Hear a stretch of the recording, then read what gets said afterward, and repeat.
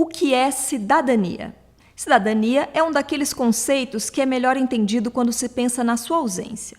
Como é a vida quando não se tem cidadania?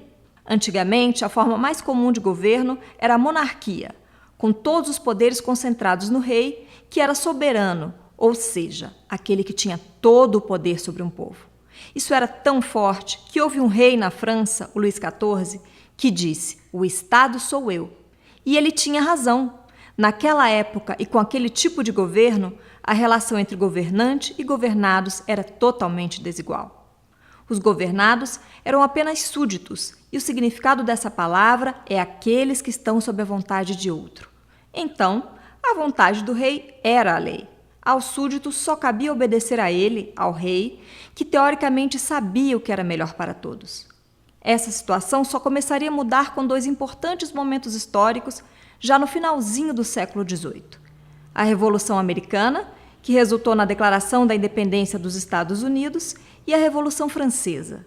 Esses movimentos foram marcados pelo desejo que a população desses países tinha de reivindicar o exercício da própria soberania.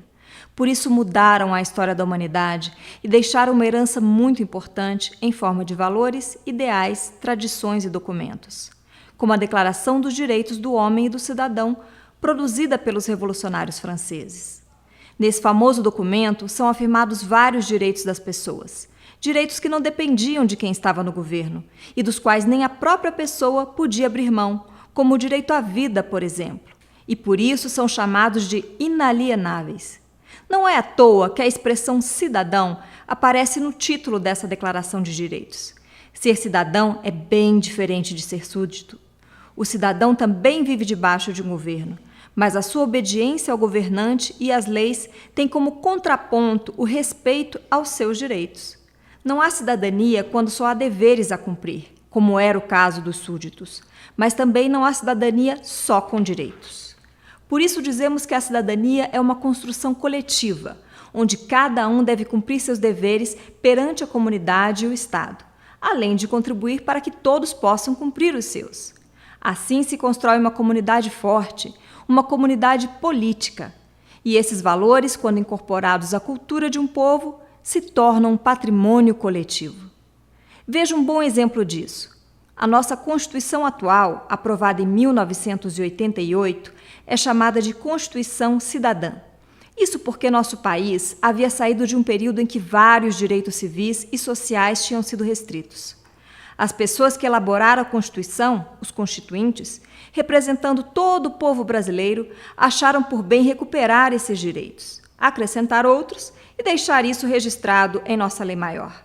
Quando tiver uma oportunidade, leia os artigos 5º e 6º da nossa Constituição e fale sobre eles com seus amigos. É o artigo 5º, por exemplo, que garante a igualdade de todos perante a lei e o direito inviolável à vida, à liberdade, à igualdade, à segurança e à propriedade. É importante ressaltar ainda que o bom cidadão deve participar ativamente dos assuntos do governo. Isso se chama cidadania ativa. No exercício da sua cidadania, a pessoa age em prol do bem comum, pois os problemas da comunidade afetam a todos. Vale lembrar que o termo cidadania tem outros significados também, entre eles o de definir a condição de membro de um Estado-nação. É o que se diz, por exemplo, quando alguém afirma que eu tenho cidadania brasileira. Mas nesse vídeo, como explicamos até aqui, estamos tratando da cidadania em sua dimensão política. Recapitulando então, cidadania é a posse e o exercício de um conjunto de direitos e deveres, de natureza civil, política e social, o exercício da soberania do indivíduo dentro de um Estado. Assim, o cidadão participa ativamente dos assuntos de sua comunidade e país. Guardou bem? Então até a próxima!